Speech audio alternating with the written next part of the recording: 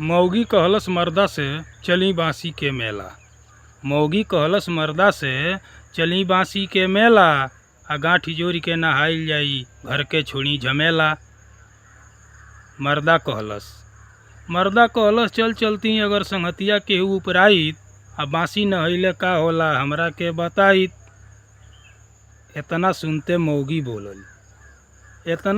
मौगी बोलल एगो सुनले बानी कहावत। आ रामचंद्र जी नहैले रहनी जनकपुर जात भायावत। तहिए से प्रसिद्ध हो गईल बांसी के नहान। आ 100 काशी नहैले के फल देले भगवान। देखी गांव देहात में लोग कहेला 100 काशी ना एक बासी।